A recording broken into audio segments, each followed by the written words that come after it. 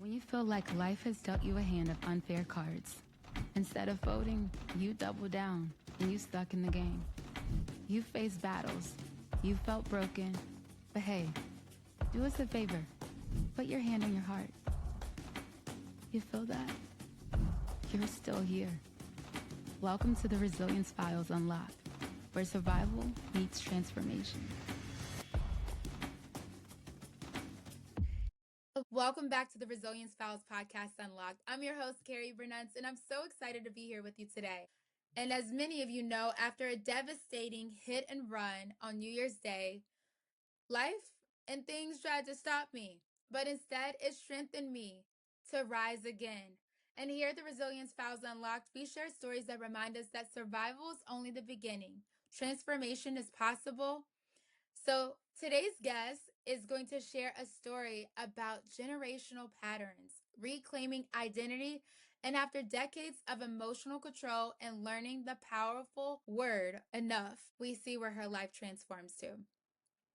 As we do here on the Resilience Files podcast, as we do here on the Resilience Files podcast Unlocked, we always have our guests write their essay in first person, and we really get to know them on a personal level. We have the beautiful Conelie here, and she is going to read her essay out loud for us. So without further ado, we're going to allow her to take it away. Hi, Conelie. The floor is yours. Thank you. Hi. So my name is Conelie. I'm a writer and social entrepreneur whose life and work sit at the core of what resilience actually looks like when it's lived, not branded. After surviving divorce and decades of domestic violence, I dismantled the patterns of silence, survival, and self-abandonment that had been normalized across generations. Healing required cutting ties with people and environments that hadn't evolved, choosing alignment over familiarity, even when that meant starting again with no safety net. I documented my transformation in my book Enough, a raw and faith-led account of overcoming trauma, reclaiming self-worth, and becoming my own powerful alchemist, learning how to transmute pain into purpose, leadership, and authorship of self. The book isn't motivational, it's embodied. It's about doing the work when no one is watching. Through entrepreneurship, writing, and speaking, I now work with people impacted by trauma, domestic violence, and the justice system to break generational cycles and build lives rooted in stability and purpose. I don't speak from theory, I speak from lived experience and applied practice. I'm currently building a community centre designed to break cycles at the root, integrating healing, faith, mentorship, and real-world pathways to empowerment. My story isn't about survival, it's about what happens when one person decides the dysfunction ends with them and builds something that ensures it does. Beautiful. Wow. Amazing. And building a community center. Wow, you are fascinating. First off, Conelie, I want to know, how do you feel after reading that essay out loud? It feels good. My heart is racing, so that's actually a good sign. It means that, I feel like for the first time in my life, I'm truly on, God's path and I'm doing God's work, and that feels really, really good inside. I absolutely love that. I think that's so beautiful. Thank you. A trigger warning for today's episode. This episode includes conversations about childhood abuse, emotional and financial control, domestic violence, and healing after long-term trauma. If these topics feel personal for you right now, take what supports you and leave what doesn't. You are always encouraged to listen to this at your own pace. And disclaimer, I am not a therapist, and our guest is not either. We're just survivors, storytellers here, creating a space for honest conversations about healing, identity, faith, and resilience. Today's episode is meant to inspire you, reflect, and hope. Conelie, I'm so happy that you're here with us today. What really stood out to me about your story is it speaks to something so many people quietly live with, and that's surviving patterns that begin in childhood and continue into adulthood. I want to know, how do you feel today? Today I'm having a really great day. The healing journey, I believe in my heart, truly is never ending. If you spoke to me yesterday, I was going through some stuff again today. I've woken up with a different mindset and, I've done a lot of meditation and I've spoken to God and I've done my thing. So today I'm really feeling that resilience today. Well, that's beautiful. The reality is that if we're on this side of Earth, 6 feet above ground versus down below, we're gonna have the highs and we're gonna have the lows. And doesn't mean when the lows happen that everything stops. It just means that we have to keep putting one foot in front of the next. And that means that we're living life, we're doing something that means something. And so I'm so happy that you continue to triumph through it all. I want to start back in your childhood and your childhood foundation where the cycle began. You shared that abuse followed you from your parents and into adult relationships. Looking back now, what do you understand more about those early experiences you had that later shaped what you accepted in life? I mean, where do I begin? So much of what I experienced as a child, basically, I was Mm-hmm. attracting some really, really toxic, narcissistic personality types that broke me. They almost ended Yes. me because I was living with a lot of trauma. I was very, very unhealed. I didn't have a lot of self-worth and years old. So 10 Wow, 51. Where? That's incredible. So, 20 years ago, nobody really spoke about healing. It wasn't a thing. Like, yeah, there Right. was meditation and you could go to a nice, spiritual retreat and you could do all these magical, wonderful things, but nobody really spoke about deep healing and, breaking those chains and breaking that generational cycles that, you potentially have picked up along your lifetime. So Right. I was like a very high functioning wounded woman, you know, um, Yes. raising a family and doing all that, but not really understanding why I felt the way I felt a lot of the time. So that, Yes, that makes sense. yeah. Did you recognize the pattern at that time? At that time, I didn't recognize the pattern. I knew that I suppress a lot of my feelings and a lot of my emotions, and I was taught by my parents to basically protect my abusers. So Mm. I never spoke out loud of the things that I experienced. And that actually infiltrated my body. And I ended up with a very, very bad autoimmune illness called fibromyalgia. I don't know if you're aware of that.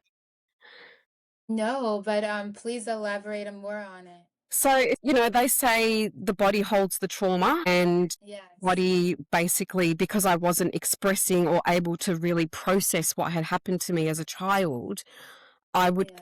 my body held onto all the stress and the pain and the agony and it kind of my body became really, really painful all the time. So fibromyalgia is basically an autoimmune illness whereby you just feel random pain in your body all the time. You feel a lot of inflammation. It's massive depression, bouts of depression, sleeplessness, Yeah. mood swings. It's very similar to lupus, actually. You've probably heard of lupus. Yes. Yeah, so it's I'm very. so sorry. Yeah, thank you. And no one should ever have to experience that, let alone for your parents trying to protect the abuser. In no world or situation should that ever exist. And Yeah, I wish that I could have helped that little girl version of you. And I am so sorry that they failed you in that moment. yeah. What does self-worth look like during those early years for you? It looked like nothing because I didn't have it. I was basically taught that I had to abandon myself to get validation or any form of love from my parents, which their definition of love and my definition of love is very, very different. Right. But it was, in those moments where I was serving them and giving them what they needed was really the only time I felt any form of, okay, we call it love, but to me it was like they basically acknowledged my existence. So I grew up that way and I didn't really know any different.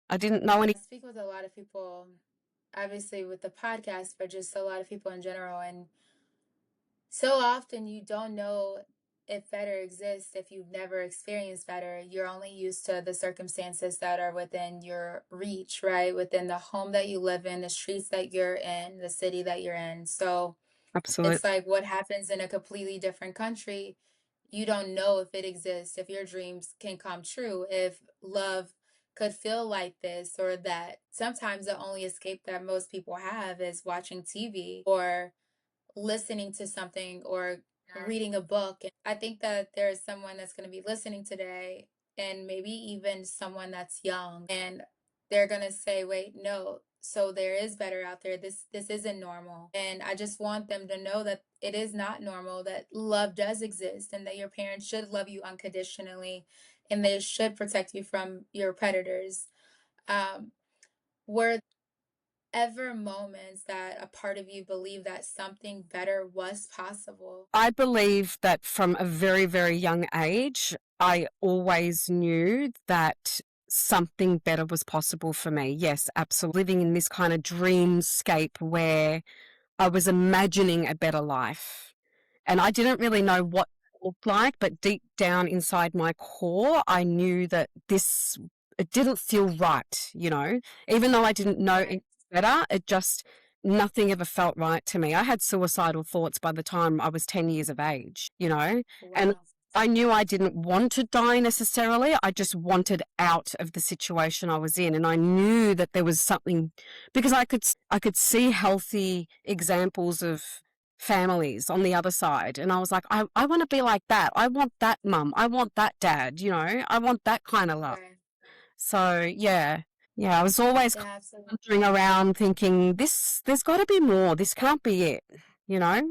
Yeah, absolutely. I'm so sorry. And I'm happy that you knew that there had to be more that existed and that made you want more. But then, because of those environments shaped a lot of what love looked like to you, when you encounter love within your first marriage, escape then became another cycle for you. Can we talk about your first marriage? You were 19 years old, believing that this relationship would be your escape, it would be your everything, but instead you found yourself in emotional control. What helped you eventually recognize that the situation just wasn't healthy? What helped me realize was 14 years of being married to that particular person who's the father of my three children.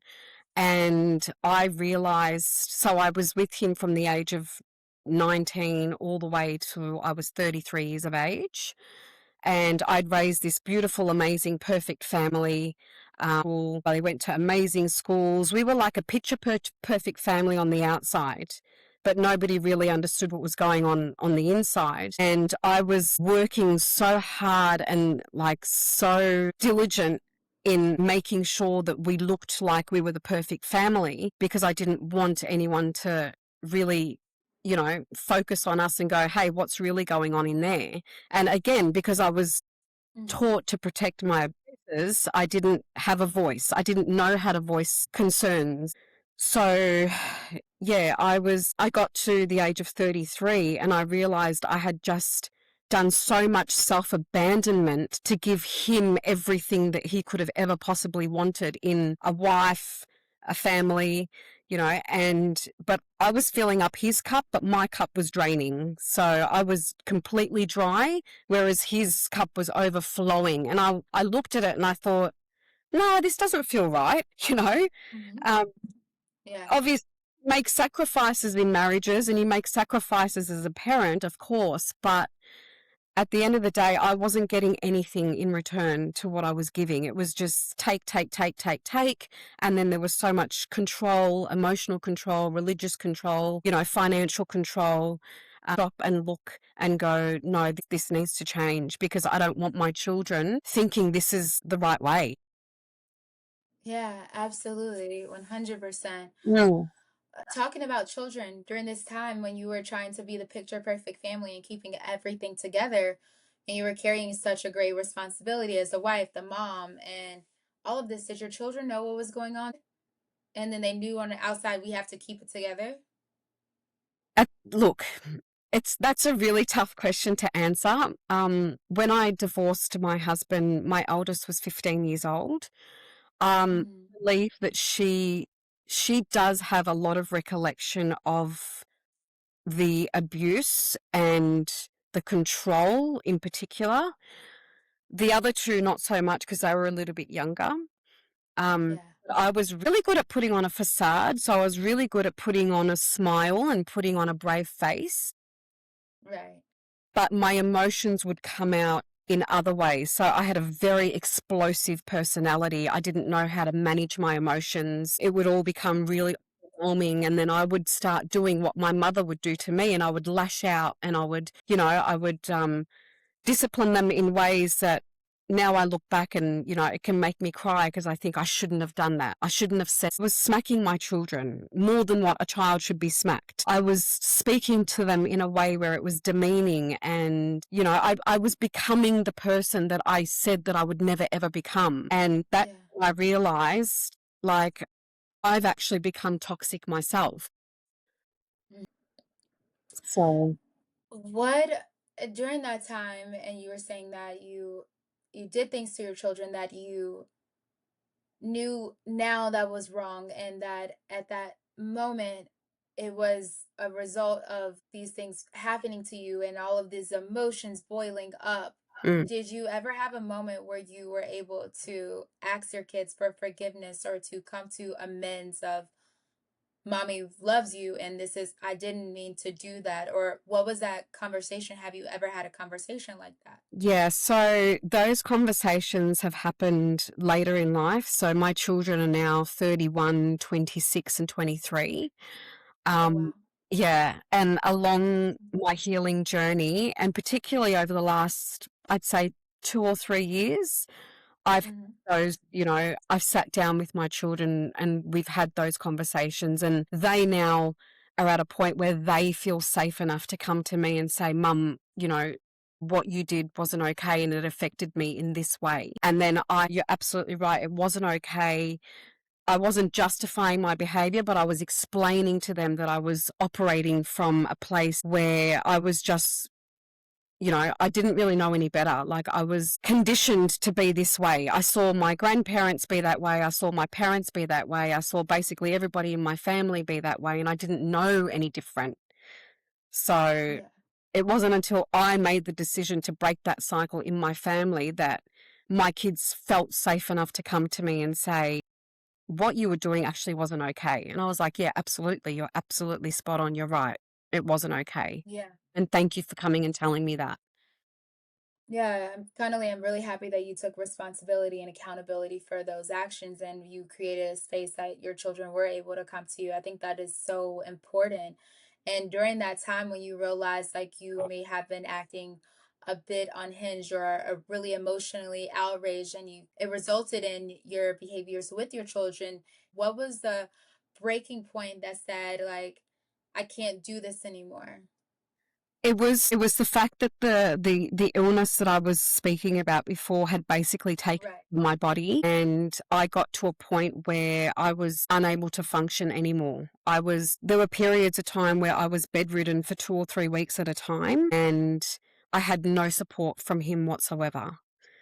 So he would kick me while I was down, and, I'd get told that I was lazy and, I've changed, you've changed, you're not the same person that you were when I first married you, and all of these things. And I had to self-reflect. I had to save my life and say, I need to do better. And it's my responsibility to do that. And it was terrifying at the time because I still loved this man so much. He was my first love. I still loved him and I still wanted that family. I didn't want to break up my family, but he just simply wasn't able to give me what I needed. And I had to choose myself at the end of the day. Absolutely. What did it take for you to leave during that season? A lot of strength. That I made the decision that my marriage was over. It took me 4 years to leave him. So I was very much trauma bonded to him. I didn't know how to function as a normal human being. I was, so traumatized. I didn't even know what my identity was aside from being his wife or their mother. So, No, and I think a lot of people can relate to that. And it's Mm. very difficult when you're so used to something, even if it's traumatic and you're used to it. And that's something that at least you know what the next thing they're going to do. And if it's uncalculated, then you know that that's going to happen. But to completely remove yourself after being a mom for so long and many years of marriage. We've been married from 19 to 33, right? So we left him to try to break the cycle, and then we find ourselves kind of still stuck in another relationship, and you experienced two more abusive partnerships. And many people don't talk about openly how hard it is to recognize repeated patterns. It feels warm, it feels like love, and then all of a sudden something shifts. When did that awareness begin to shift for you when you realize that these are not healthy relationships either? I got to a point where I was on my knees because like you said, the pattern just kept repeating. And I thought, okay, well, this person's not serving me. I'm just going to go and find myself another person. And that person Mhm. didn't help. So I went and found myself another person. But essentially, the breaking point for me was going, maybe it's not everybody else that's the problem anymore. Maybe it's me. Maybe I need to really delve deep inside myself and see what's wrong with me. What do I need to fix within me in order to break these cycles? Because I was attracting the exact same person, just in different skin, you know? Mhm. So I had to Yeah. take accountability. And you were talking about accountability before, and that is the key to transforming your life is looking within and reflecting and saying, okay, so yeah, they may have the issue, but I also have an issue. So what is it about me that I need to fix? What is it that I I need to love that. Yeah, absolutely. And thank you for reemphasizing accountability. And I heal? believe that accountability also goes into reclaiming your identity. And I think that's where you were at. You were like, okay, you know what? Maybe it's not them. Maybe it's me. Maybe it's the trauma that I've accepted. Maybe it's now ingrained in my blood that I'm used to that and it feels comfortable. So I meet someone like that and it just makes sense because that's what you're used to. So, during that moment, what helped you reclaim your identity to come back to you and say, whatever has to shake off me so I can realize like what I really need to attract, who I really am? You know, I was always such a good person, and I was always so kind. Like, I'm a humanitarian at heart, and I always loved to help and heal. And I had this persona of being that person that everybody comes to, and like I was always collecting little wounded people, wanting to fix them. And I got to a stage where I was like, I wasn't really being effective in my healing capacities anymore because I wasn't healed myself. Um, Mhm. so what I felt like I was attracting, I started to attract, rather than attract more people that need healing, I was attracting like more and more different personality disorders, which were kind of really taking that accountability and self-reflecting and saying, I have to change. I'm not going to point my finger. I'm not going to blame anybody anymore. This is on me. I have to do this. And I just simply couldn't continue functioning the way I was anymore. I was beat. Like, I was really. I think there's so many powerful moments of your story that even after decades inside of those cycles of you deciding that not only do you deserve better, but also you need to stop pointing fingers and look at yourself. And I believe that sometimes resilience comes from that quiet realization that it could be a combination of not knowing yourself, but you said enough was enough. You described in your essay that healing was raw and messy and lonely, and that honesty was the most important. What, for that person that's listening today and trying to make the decision that enough is enough, what is that first step of you turning to you? Did you go to a therapist? Did you go through like a self-healing journey? Did you start reading books? Did you just cut off everyone? Like, I know everybody has their own method in order to like kind of detox, right? Detox the things that no longer serve them in their body, in their minds, in their walk. The first step of the journey for me was really delving into my own personal development. So I'm now a personal development coach. Great. And I did explore, going to see therapists and psychologists and, counselors. And I went to many, many, many, but I never really felt like they could relate to my story. I felt like I was sitting in front of somebody that was like just a technician that had, was ticking off some books on a checklist. And couldn't really understand me to the deepest depths of my core and my family background and all the rest of it. So I then discovered personal development coaches. And, 10, 15 years ago, coaches were kind of just coming out of the woodwork and saying, hey, I've got lived experience. I've been through trauma. I've been through domestic violence. I've been through, all of this stuff and I can help you. So it was really just a matter of putting on YouTube and listening to podcasts. And that really helped me with my self-worth. Just like seeing them and how resilient they had become. And I thought, wow, if they can do it, if they've been through all of that adversity and they've, pulled themselves out of the mud, then I can do it too. And they really gave me that Absolutely. confidence and that motivation, that encouragement that I needed. I love that. I love that we have the access of hopping on YouTube and finding that encouragement. And also, that's why I think it's so important that people share their stories, especially once they triumph through it and they have survived it. This like pure examples and motivation for people. Yeah. And I also feel that during that time that you are really focused on finding your identity and finding yourself, that boundaries are really important. Did you find that you needed to create new boundaries and relationships and things that you did in order to focus in on finding you? Absolutely. I think boundaries are so essential, and boundaries is probably one of the biggest things that I mentor my own clients with, because I realized thing actually changed until I implemented very firm boundaries. So yeah, boundaries are absolutely everything. I can't explain how important it is, because as long as you are letting people disrespect you and Hmm.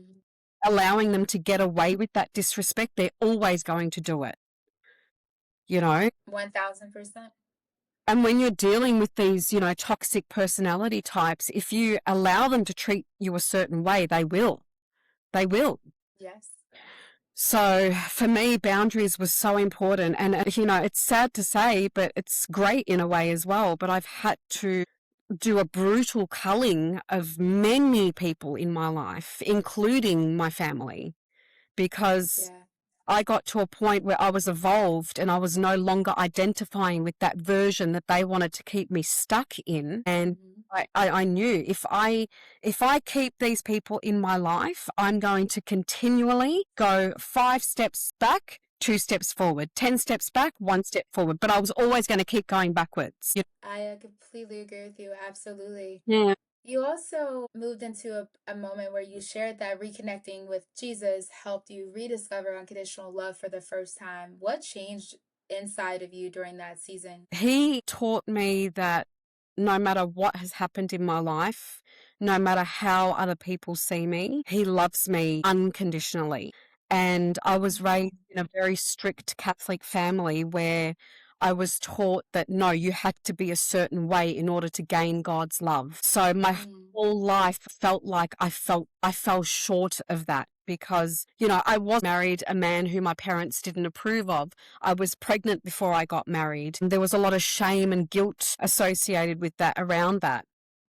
yes. And I lived with that shame and guilt for so long, not just from my family, but from his family as well. I was looked down upon like, oh, you're dirty. Like you got pregnant before you were married. You had sex before you were married. And, 30 years ago, that was quite a big deal. Mm, But I was never wanting to conform to what everybody else wanted me to do. Like I knew that I had my own path, and connecting with Jesus actually taught me that it was actually okay. I could carve out my own path, and he was still going to love me and still going to embrace me and still going to help me and heal me. And essentially he saved my life. yeah. Love that. And then you wrote a book. And I want to talk to people about it as we begin to wrap up. You wrote your book Enough as a part of your healing journey. What did writing this book teach you about yourself? Oh, it taught me so much about myself. It actually taught me that I'm such a resilient person, which I didn't realize. Sometimes I'd write, looking back, thinking, wow, I'm so resilient. I'm so strong. Like, how did I get through that? You know? So my whole life, people told me I was a strong woman, but I didn't truly understand what that meant until I had it in black and white in front of me and I could read the history of my life. And then I started to agree, wow, I really am strong. I really am very resilient. Yeah, you definitely are. Ooh. What message do you want most readers to walk away with after reading your book? I think the message I want them to walk away with is that whatever is happening now is temporary. And as long as you make the choice to change your life and break those chains, it does get better. And Yeah. just, I think another piece in there that's really, really important is to really, really find gratitude in every single day. Find one little thing that Yes. makes you feel grateful for being alive. Even the smallest little thing like making yourself a cup of coffee, you know? Um, and just having that one little bit of hope every day that can push you forward. Mm. Yeah, I love that. I think that's so important. How can people find your book? So I do have a wait list for copies. So they can find me on Instagram. I have a link on my Instagram profile. If they click my link tree, it will take them to Yes. a tab which says Elevate, waitlist a copy of my book. Support Conelie and get a copy of her book. So, Conelie, you're building a healing community center, which I think is fascinating. What inspired you? We all go through something in our life for a reason. I don't think anything happens for no reason. So I've really had to turn my pain into purpose. And I know that sounds very cliche, but it's the truth. Like I've had things so that we can help others go through things, and I pulled myself out of the mud. And now I know that I have the tools and the resources and the mindset to pull others out of the mud. And I'm very passionate about helping people and, seeing people thrive. Like that's so rewarding to me. This healing center is going to be really focused on movement. So there'll be a lot of like dancing for trauma. There'll be boxing. There'll be, bungee fly. I don't know if you know what bungee fly is, but that one to That's so beautiful, and this is literally the action of breaking generational cycles, not only in your life but in the lives of others. And creating that space is going to help so many people. Once I think sometimes resilience isn't just a comeback moment; it's choosing yourself again and again. And that just because you overcame one big resilient moment doesn't mean that bad things or things that are not always as favorable as we won't occur again. It means that we're stronger now as we tackle the next thing. What helped you keep choosing yourself even in the midst of some setbacks or abandoning myself anymore. I was filling my soul in any which way that mattered to me, whether it was just resting for an entire day and blocking everybody, whether it was going to Bali for a 2-week spiritual cleanse, or whether it was reading a book, or whether it was meditating. It was just every time I did something for myself, I saw the benefits. It really does begin with you. We need to stop pointing fingers and stop blaming other people. And yeah. we really need to look within and say, what is it about me that I need to change? That is Mhm. your first step. If you can honestly look, like with the deepest honesty, look within and say, what is it about me that needs to change? Your whole life will begin to change. But you also need to do the work. You can't just say, okay, well, I have X, Y, and Z wrong with me. I've got, anger issues, or I've got trauma, or I've got, all of you can't just acknowledge it. You've got to work. You've got to do the work to get through it. You have to purge it. You have to speak about it. You have to. I love that. Absolutely. I'm with you on Yeah. that. I think over the last couple of years, I've really come a long way in terms of speaking my truth as well. And I think as a trauma victim, or a person that's experienced domestic violence to the degree that I have and was taught to protect my abusers, it took me so long to not feel the shame and guilt to speak up about my story. So me sitting here with you today is actually a very, very big deal for me because I've had to do so much work in order just to feel confident to go, you know what, no, what happened to you wasn't okay. And you're to go and tell your story so that you can help somebody else. So I really encourage people, if they've been through something and they've done the work, please, please have the confidence to speak up, because if even one person hears your story, that could be one life that you save. Oh, yes, I agree with you. Thank you so much, Conelie. That is so beautiful, and I completely agree that everyone should share their stories. You never know who you may save from a circumstance, a Mm. situation, who you may inspire to keep going, even when they want to go back to in the hands of their abuser because they're afraid or don't feel like the path ahead is even worth it. I think one of the biggest takeaways from today's story is the cycles you inherited do not define your future, and the power of saying enough is enough, and also looking inward at yourself. Sometimes our circumstances and situations are based off of what defined us in that moment. It was the childhood trauma that we carried with us, and we took that in for so long that all of a sudden it became a part of our identity. And one day you have to look in the mirror and recognize that that identity no longer serves you, and it's time to shed so you can experience new layers of life. Everybody that's listening, thank you so much for joining us on another episode of the Resilience Files Unlocked. If today's conversation reminding you that healing is possible even after years of survival, please share this episode with someone who needs encouragement today. And feel free to re listen to it too. I want you guys to follow us for more conversations about identity, healing, faith, and resilience. And remember, please remember that your story is not over. Your voice matters, and your breakthrough may begin with one word, and that's enough. And if I gave you a word number 2, it's you. Okay? Sending you all so much love today and a lot of hugs.